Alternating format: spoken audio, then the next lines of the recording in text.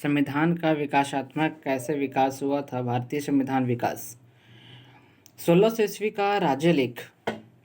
1600 ईस्वी में महारानी एलिजाबेथ प्रथम ने ईस्ट इंडिया कंपनी की स्थापना पर उसे पूर्व देशों के लिए, पूर्व देश के साथ, जो ईस्ट इंडिया कंपनी थी ये पश्चिम में थी, तो पूर्वी देशों के साथ 15 वर्ष के लिए व्यापार करने का अधिकार दिया था। भारत का संवैधानिक इतिहास ईस्ट इंडिया कंपनी के साथ आरंभ हुआ।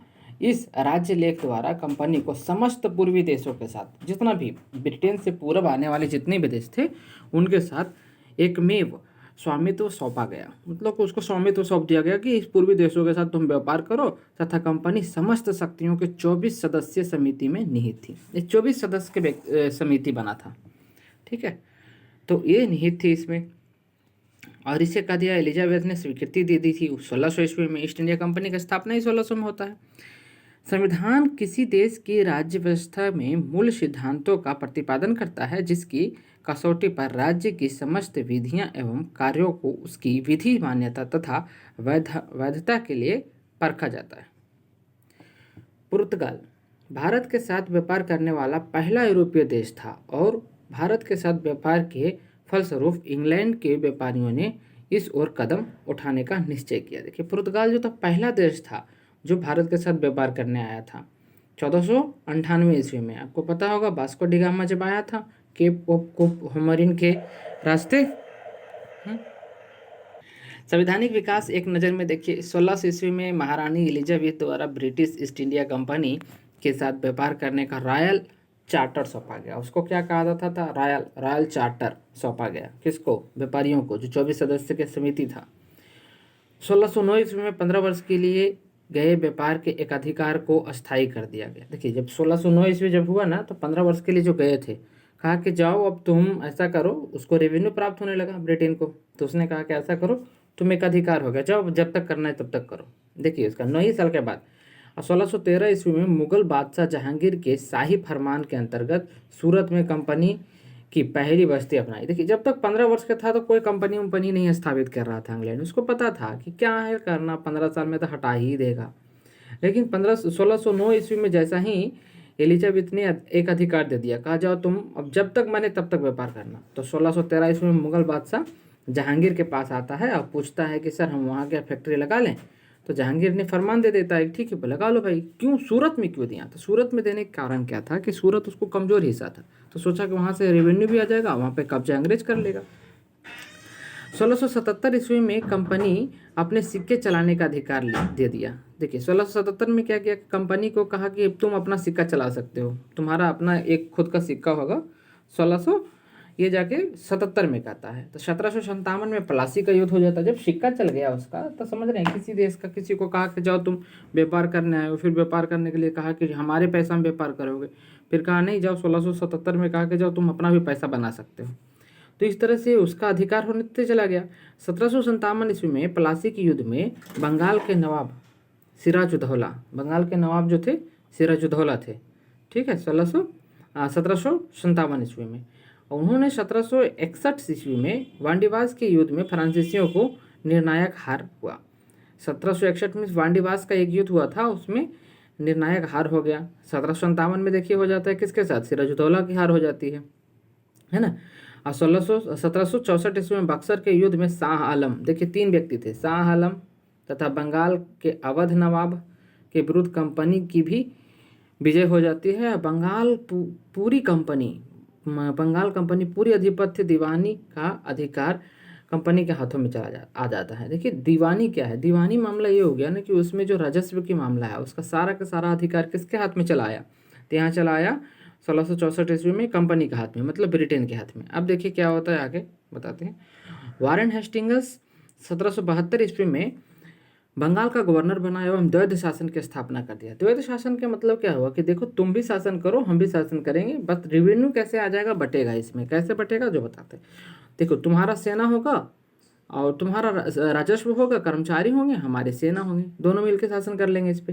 तो ये जब 1772 ईस्वी में द्वैध शासन की व्यवस्था लागू करता है वारेन हेस्टिंग्स। ये पूछ जाता है कि किसका जनक कौन है, तो वारेन हेस्टिंग्स। 1773 ईस्वी में रेगुलेटिंग एक्ट के द्वारा कंपनी के शासन पर सदस्य नियंत्रण स्थापित कर दिया। कंपनी की जो शासन था उस पर सदस्य नियंत्रण कर दिया। बंगाल के गवर्नर को तीसरा बोर्ड ऑफ कंट्रोल राजनीतिक मामले के लिए लाया गया। देखो क्या है ना कि बंगाल के गवर्नर जनरल को तीसरा, यहाँ देखिए, तीनों प्रेसिडेंसी का गवर्नर नियुक्त कर दिया। और 1774 में कलकत्ता में एक सुप्रीम कोर्ट की स्थापना कर। देखिए 1773 में क्या होता है कि पहले मुंबई था, बंगाल था और एक मद्रास था, ये तीन अलग अलग कंपनी बनाए थे। तो इसको 1773 में आके कहा कि देखो ऐसा है कि सब तीनों एक हो जाएगा, अब बंगाल के गवर्नर के पास ही पावर होगा, ये तीनों को कैसे निर्णय डिस्ट्रीब्यूट करना है पावर को। और 1774 में कहा कि एक तो हो जाएगा लेकिन इसके लिए तो न्यायालय चाहिए। तो 1774 में कोलकाता में एक न्यायालय की स्थापना करता है और न्यायालय में सबसे प्रथम जो न्यायाधीश होते हैं उसका नाम था एलिजा इम्फे। ठीक है, एलिजा इम्फे होते, पूछ देता है कि प्रथम न्यायाधीश कौन थे, तो एलिजा इम्फे। 1784 ईस्वी में पीट्स इंडिया एक्ट द्वारा दोहरे शासन का आरंभ कर देता है। कोर्ट ऑफ डायरेक्ट व्यापारिक मामले के लिए 3 बोर्ड कंट्रोल ऑफ राजनीतिक मामले के लिए। देखिए कह रहा है कि कोर्ट ऑफ डायरेक्ट एक व्यापारिक मामले के लिए बना देता है तथा कंट्रोल ऑफ बोर्ड राजनीतिक मामले के लिए। देखिए यहाँ पे पीट्स इंडिया एक्ट आता है 1784 में और उसने 2 शासन बना देता है। कहता है देखो तुम ऐसा करो, ध्यान भटक रहा है तो एक करो कि तुम व्यापार करने वाला व्यक्ति अलग रहो और राजनीतिक करने वाला अलग हो जाओ, क्योंकि भारत के राजनीति में घुस ही चुके हो तुम। 1833 में संसद ने कंपनी के व्यापारिक अधिकार छीन लिया। ठीक है, कंपनी का काम अब ब्रिटिश शासन की ओर से भारत पर शासन करना रहा। बंगाल के गवर्नर जनरल को भारत के गवर्नर जनरल की उपाधि दे देगी।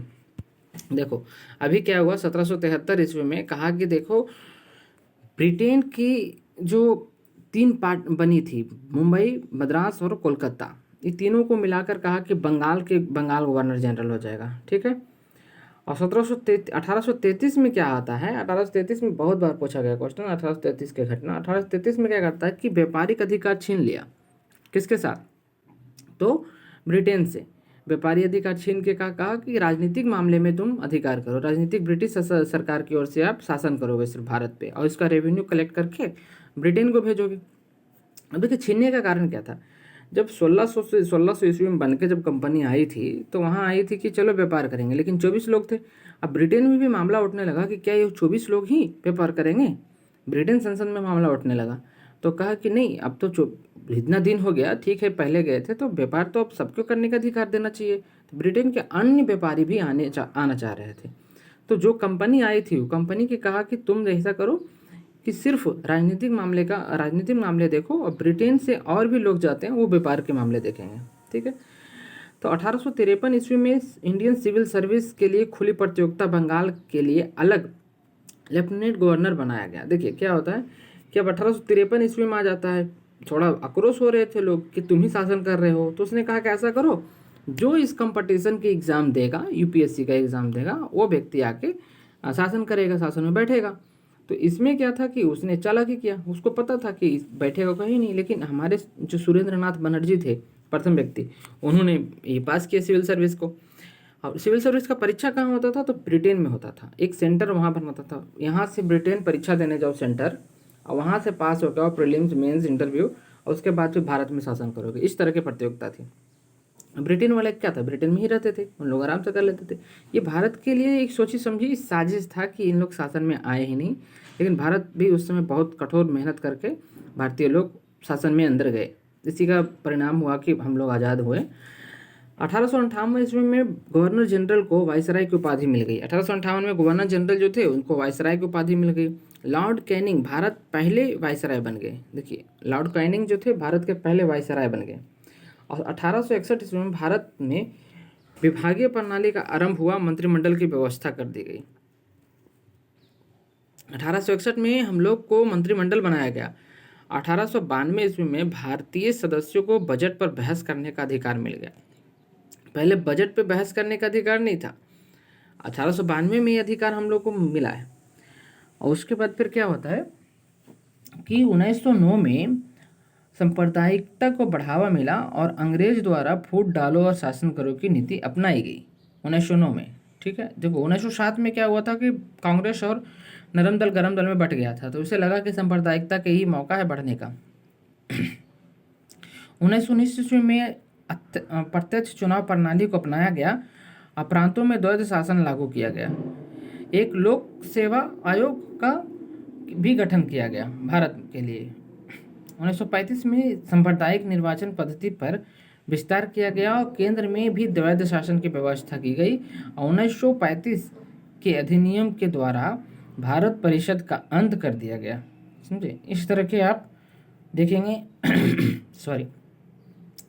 तो हमारा संविधान का यात्रा था, इस तरह से हम लोग चलते आए। अब देखिए इसको और विस्तार से जानते हैं कि 1726 में राज्य लेख द्वारा कलकत्ता, बम्बई और मद्रास प्रेसिडेंसी के गवर्नर को विधि बनाने की शक्ति सौंप दी गई। 1726 में कहा था कि मद्रास जो है, कलकत्ता है और ये मुंबई है, तीनों के गवर्नर को विधि बनाने की शक्ति सौंप दी गई।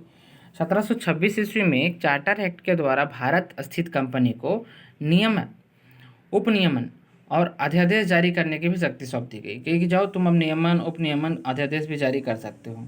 समझे। फिर 1773 का रेगुलेटिंग एक्ट है।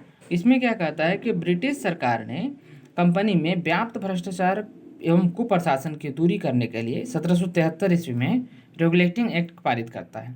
इस एक्ट के तहत मद्रास, बम्बई प्रेसिडेंसी को कोलकाता प्रेसिडेंसी के अधीन कर दिया गया, मिला दिया गया।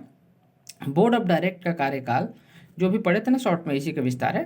कार्यकाल 1 वर्ष के स्थान पर 4 वर्ष कर दिया गया। भारत में कंपनी के अधीन प्रथम गवर्नर जनरल वारेन हेस्टिंग्स 1774 से लेकर 85 ईस्वी था। ब्रिटिश प्रधानमंत्री लॉर्ड नॉर्थ के द्वारा एक गुप्त कमेटी का गठन किया गया।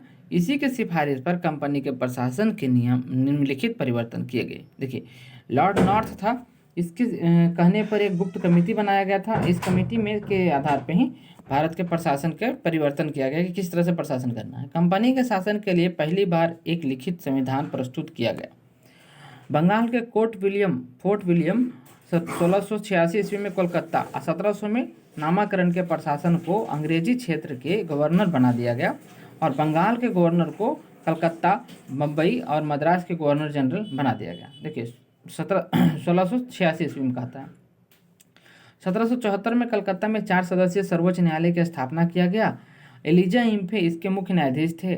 चैम्प, लेम्बिस्टन और हाइड इसके 3 अन्य सदस्य थे। देखिए, एलिजा इम्फे तो थे, लेकिन चैम्बर्स, लेमेस्टर और हाइड इनमें से 3 सदस्य थे, जो ये 3 सदस्य और थे। ये एलिजा इम्फे मुख्य न्यायाधीश थे, बाकी ये न्यायाधीश थे।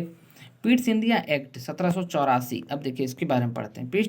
पीट्स इंडिया एक्ट क्या है? कंपनी के ऊपर अपने प्रभाव को और मजबूत करने के उद्देश्य से 1784 में पीट्स इंडिया एक्ट पारित किया गया। ब्रिटिश इंडिया एक्ट के विवाद को ही लेकर लॉर्ड नॉर्थ और तथा फॉक्स की मिलीजुली सरकार को त्याग पत्र देना पड़ा। देखिए, अभी क्या है कि लॉर्ड नॉर्थ थे और फॉक्स थे, ये दोनों को मिलीजुली सरकार को त्यागपत्र देना पड़ा। यह पहला और अंतिम अवसर था जब किसी भारतीय मामले पर ब्रिटिश सरकार गिर गई थी। देखिए, ब्रिटिश सरकार ब्रिटेन में गिर गया था। कैसे? इसी मामले पे पीट्स इंडिया नियंत्रित कैसे किया जाएगा व्यापार लोग को। देखिए, भारत या फिर कोई भी देश है, उसको चलाने के लिए सबसे ज़्यादा कंट्रीब्यूट कौन करता है? उद्योगपति। और उद्योगपति के ही कंट्रोल में है, तो ये उद्योगपति ही सरकार वहाँ गिरा दिए हैं सब लोग। इस एक्ट के तहत कंपनी के वाणिज्य संबंधी विषयों को छोड़कर सभी सैन्य, असैन्य तथा राजस्व संबंधी मामले का नियंत्रण बोर्ड के अधीन कर दिया गया। इस वाणिज्य छोड़ दिया गया था, समझे, बाकी सब जो भी नियंत्रित था। अधिनियम के अनुसार मुंबई और मद्रास प्रेसिडेंसी को गवर्नर जनरल तथा परिषद से अधीन कर दिया गया। कहा कि अब गवर्नर जनरल के परिषद में आ जाएगा ये लोग। इस नियम द्वारा द्वैध शासन शुरुआत की गई और 1858 तक विद्यमान रही। एक कंपनी के द्वारा तथा दूसरी सदस्यीय बोर्ड के द्वारा। देखिए, एक खींचातानी वाला था। 1858 तक रहा, एक कंपनी अलग शासन रूल बना रहा है, एक बोर्ड वहाँ अलग कुछ कह रहा है करने के लिए इसको, तो ये बनी रही इसको भारत और ये कंपनी और प्रशासनिक के बीच में। इसको कंपनी का काम था रेवेन्यू कलेक्ट करना, उसका काम था पूरा जो मामला है उसको देख रेख करना, है ना। इस अधिनियम के तहत इंग्लैंड ने सरकार का विभाग बनाया गया जिसे नियंत्रण बोर्ड ऑफ कंट्रोल कहते थे, जिसका मुख्य कार्य था डायरेक्टर की नीति को नियंत्रित करना। कंपनी की व्यापारिक तथा राजनीतिक कार्यकलापों को अलग कर दिया गया। व्यापारिक क्रियाकलाप निर्देशकों के हाथ में से में एवं राजनीतिक क्रियाकलाप इंग्लैंड के 6 सदस्यीय नियंत्रण मंडल के हाथ में चला गया। गवर्नर जनरल परिषद की संख्या 4 से कम होकर 3 कर दी गई। कहा कि ज़्यादा 4 नहीं चाहिए, 3 कर दिया गया। अब केंद्रीय शासन का अनुपालन न होने पर गवर्नर जनरल के प्रांतीय सरकारों के बर्खास्त करने का अधिकार भी दे दिया गया। भारत में नियुक्त अंग्रेज अधिकारियों को अवैध कार्य पर मुकदमा चलाने के लिए इंग्लैंड में एक कोर्ट की स्थापना किया गया। देखिए, कहा गया कि भारत में जो व्यापारी थे वो अवैध कार्य कर रहे हैं क्या, उसके लिए जो कोर्ट एक बनाया गया, कहा इंग्लैंड में इसकी फैसला होगा।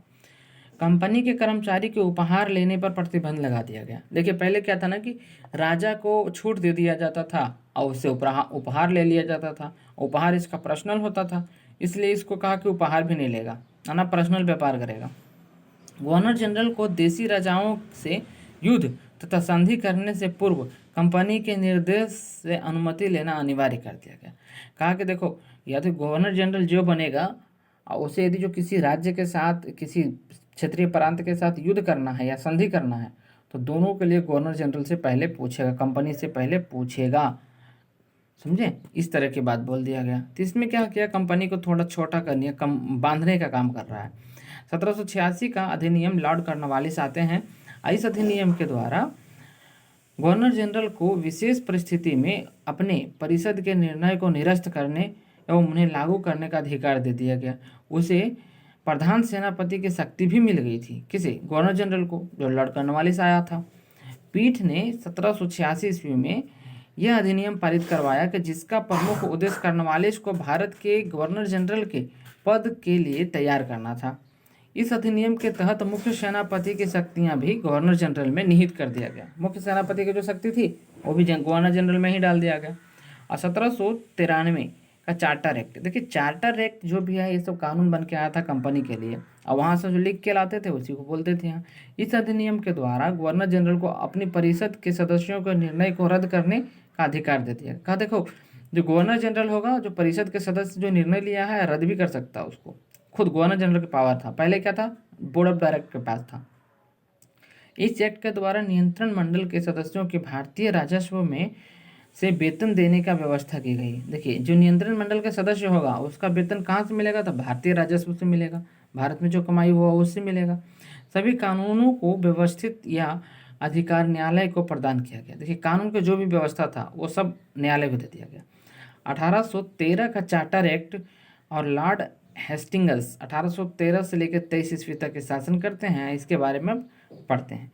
कंपनी के एकाधिकार को समाप्त किया गया तथा सभी ब्रिटिश नागरिक को व्यापार करने का अधिकार दे दिया गया 1813 ईस्वी में। किंतु चीन के साथ और चाय के साथ व्यापार करने का अधिकार जो था अभी भी ब्रिटेन के पास में था। चीन के साथ व्यापार होता था, अफीम के, चाय का व्यापार तो पूरा भारत में किया जाता था। कंपनी के अधिकार पत्र को 20 वर्ष के लिए और बढ़ा दिया गया। कहा कि 20 वर्ष आप तुम और कर सकते हो, ठीक है। ये एक अधिकार जो पत्र था ना चीन और चाय का। नियंत्रण बोर्ड का प्रधान भारतीय मामले का मंत्री बना और मंत्री के अधीन 2 सहायक नियुक्त किए गए। प्रथम बार अंग्रेजों को भारत का संविधान स्पष्ट स्थिति को दिखाया गया। ईसाई मिशनरियों को भारत में धर्म प्रचार के लिए अनुमति दिया गया। भारतीयों को शिक्षा पर 1 लाख की राशि खर्च करने का निर्णय। अब देखो, सुधार के काम भारत में ब्रिटेन वाले कर रहे हैं, ताकि देखो सुधार क्यों कर रहे हैं, ताकि उसको रेवेन्यू बढ़िया से कलेक्ट हो सके। वही पढ़ाया जाता था जिससे उसको लाभ हो। 1833 का charter act lord William Bentinck 1828 से लेकर 35। देखिए, 1833 का चार्टर एक्ट किसके समय में आया था, तो विलियम बेंटिंग के समय में आया था। इसे बहुत बढ़िया शासक कहा जाता है। अब देखते हैं कि इतना बढ़िया काम किया है। बंगाल के गवर्नर जनरल के संपूर्ण भारत का गवर्नर जनरल बना दिया गया।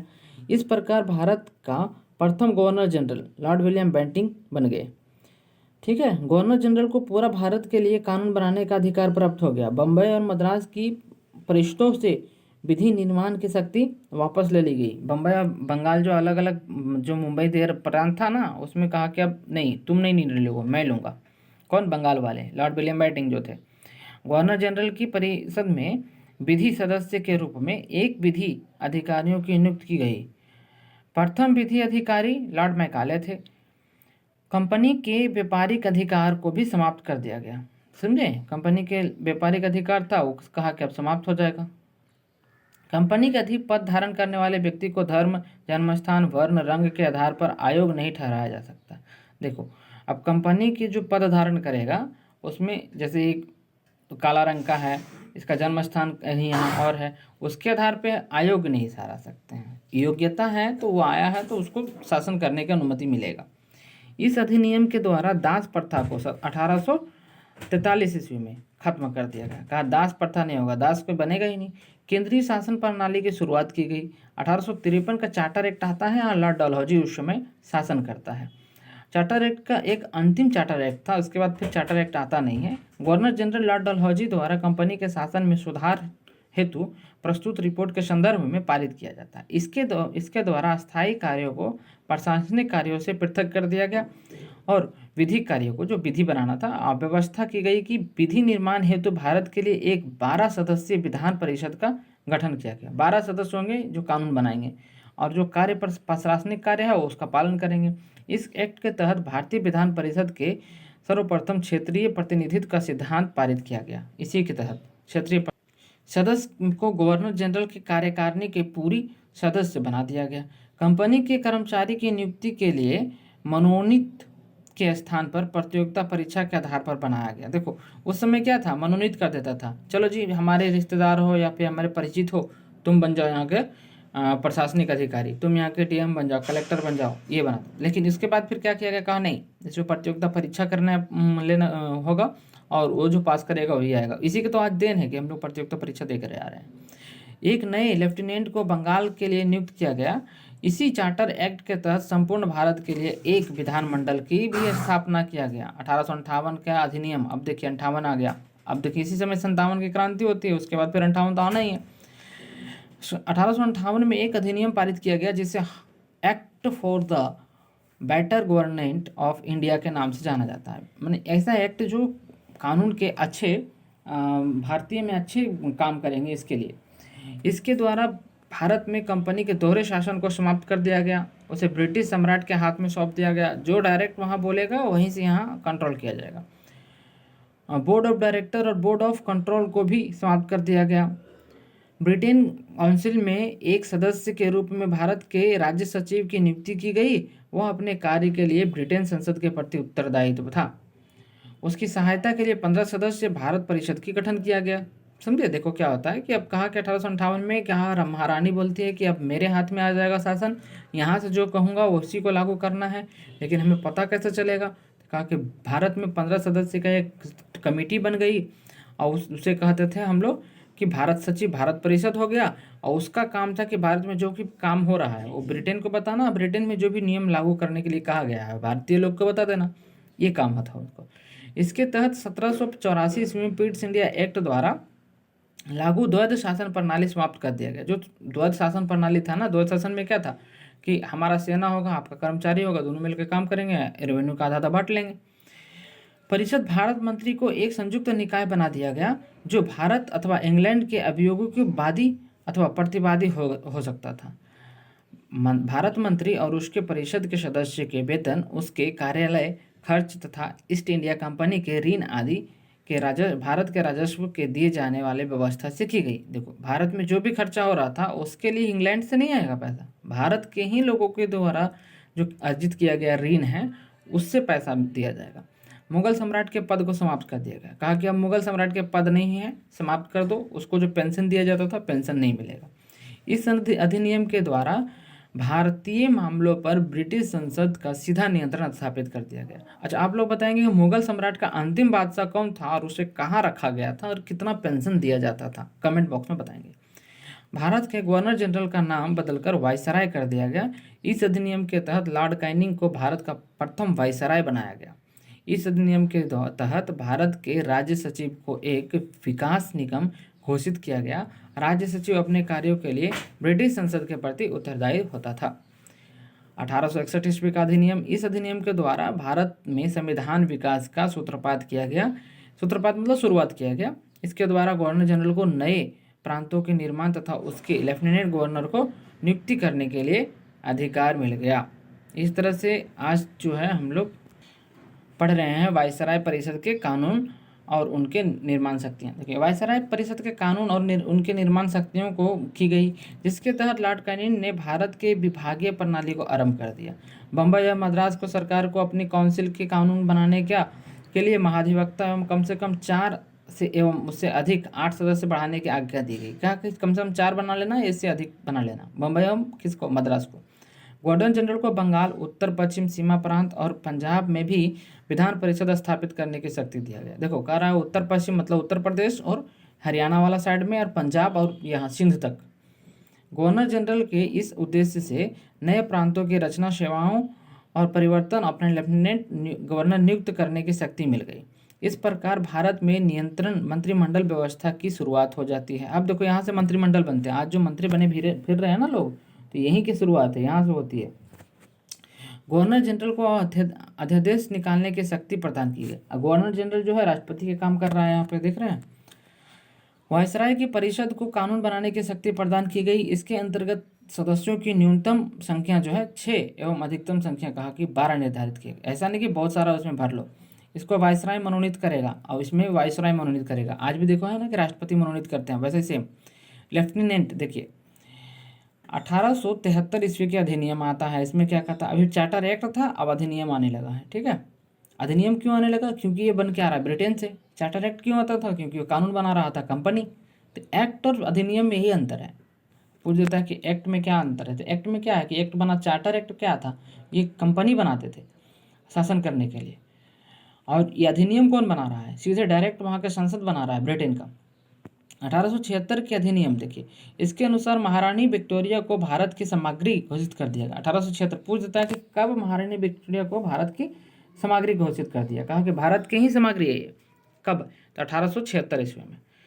गवर्नर जनरल की कार्यकारी परिषद के 6ठे सदस्य की नियुक्ति की गई। देखिए 6 सदस्य की नियुक्ति की गई, 6ठे सदस्य। 1892 का भारत परिषद अधिनियम देखिए क्या होता है कि इस अधिनियम के तहत चुनाव पद्धति की शुरुआत किया जाता है। 92 में कहा कि अब चुनाव किया जाएगा, अब लोग कैसे इसमें एंट्री मारेंगे, चुनाव करके। इस अधिनियम के द्वारा परिषद के अधिकारों की वृद्धि कर दी गई तथा भारतीय सदस्यों के बजट पर बहस करने की और प्रश्न पूछने का अधिकार दिया गया, किंतु मतदान करने का अधिकार नहीं दिया गया। इसमें कहा है कि 92 में कि तुम पूछ सकते हो, प्रश्न पूछ सकते हो। मैं बजट पास किया हूँ कि चलो शिक्षा पे खर्च करूँगा 15 करोड़ रुपया, सॉरी इतना करता नहीं है लेकिन 1 लाख किया था ना, 5 लाख करेंगे। तो पूछेगा भारतीय सदस्य पूछेगा कि 5 लाख क्यों? तो उसमें कहेगा कि 5 लाख इसलिए कि मैं इस तरह से व्यवस्था करूँगा। किंतु अब हम कहें कि नहीं 8 लाख होना चाहिए, तो 8 लाख वाला और 5 लाख वाला 2 बन गए। इसमें मुझे 8 लाख में मुझे ये नहीं है कि जाके भारतीय लोग को ये नहीं था कि जाके हम इसमें मतदान कर सके। केंद्रीय विधान परिषद में कम से कम 10 और अधिकतम 16 अतिरिक्त सदस्यों के रखने की व्यवस्था की गई। परिषद के भारतीय सदस्यों को सरकार से प्रश्न पूछने का अधिकार दिया गया और वार्षिक बजट पर भी बहस करने का अधिकार प्राप्त हो गया। किसको? तो परिषद को। समझे? चलिए अब देखिए क्या होती है आगे बात ऐसे होगी कि भारत परिषद अधिनियम 1909 आता है और उससे पहले हम देख लेते हैं विधिक परिषद के गैर सरकारी को नामजदगी की व्यवस्था ऐसे रूप से किया गया था कि अप्रत्यक्ष निर्वाचन के समान की गई थी। ठीक है, भारत में प्रतिनिधि सरकार की शुरुआत की गई। इस अधिनियम के द्वारा ही अप्रत्यक्ष चुनाव प्रणाली शुरुआत की। अप्रत्यक्ष और प्रत्यक्ष क्या अंतर है? अब देखिए प्रत्यक्ष चुनाव में है कि मैं डायरेक्ट किसी को चुना, जैसे हम लोग लोकसभा में क्या करते हैं, लोकसभा कैसे चुनाव है? तो प्रत्यक्ष है। राज्यसभा का चुनाव कैसा है? अप्रत्यक्ष है। लेकिन कहेंगे कि प्रधानमंत्री का चयन करना, प्रधानमंत्री को चुनना क्या प्रत्यक्ष है क्या अप्रत्यक्ष है? तो कहेंगे कि यह अप्रत्यक्ष है, क्योंकि हम किसको चुने हैं? अपने लोकल एमएलए को चुने हैं ना, इसी को चुने ना, एमपी को चुने हैं, मेंबर ऑफ पार्लियामेंट को, और वो चुनता है प्रधानमंत्री को। तो मुझे पता नहीं कि प्रधानमंत्री कौन बनेगा, इसलिए क्या है, मैं अप्रत्यक्ष है, अज्ञान है उससे। तो अप्रत्यक्ष चुनाव प्रणाली की शुरुआत उसी समय होती है। ठीक है, 1909 में मार्ले मिंटो सुधार अधिनियम होता है।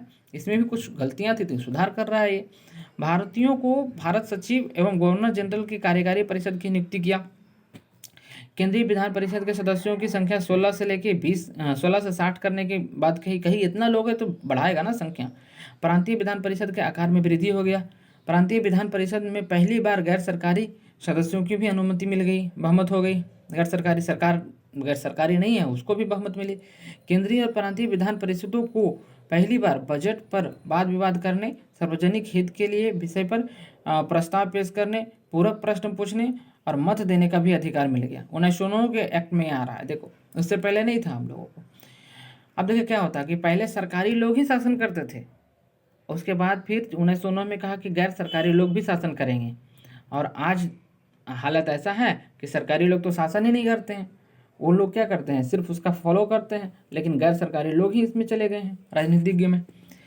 मुसलमानों को पृथक निर्वाचन पद्धति मिला, सांप्रदायिक पद्धति इसको कहा जाता है। मिंटो का कथन था कि याद रखना कि पृथक निर्वाचन क्षेत्र बनाकर हम ऐसे घटक विष के बीजों को बो रहे हैं जिसका फसल बड़ी कड़वी होगी। देखो ये मिंटो, ये कहता है, किसने कहा था? लॉर्ड मिंटो, बहुत ही शानदार नेता था। इसने कहा था कि याद रखना कि हमने जो ये घटक का बीज बनाया है, इसका निर्वाचन पद्धति का, पृथक निर्वाचन का, जैसे मुस्लिम लीग का बनाया था ना, इसको हम बीज बोकर जिसके फसल बहुत कड़वी होगी, यही तो है कि फसल कड़वी हुई, विभाजन हो गया, इसका अर्थ यही था। भारतीयों के विधि निर्माण तथा प्रशासनिक दोनों में प्रतिनिधित्व प्रदान किया गया। विधि निर्माण में और प्रशासनिक दोनों में कहा कि तुम प्रतिनिधित्व कर सकते हो। बंगाल, मद्रास तथा मुंबई के कार्यकारी की सदस्य बढ़ाकर 4 कर दी गई। हम नाग के दांत बो रहे हैं। अब देखो ये किसने कह रहा है? मिंटो फिर कह रहा है कि हम नाग के दांत बो रहे हैं और इसका फल भीषण होगा। लॉर्ड मिंटो फिर कहता है, लॉर्ड मिंटो बहुत क्रोधित था इस बात से, पृथक निर्वाचन से। दूसरा बार में कहा है कि मैं नाग का दांत बो रहा हूँ, नाग का मतलब विष बो रहा हूँ। सर्वप्रथम भारत परिषद तथा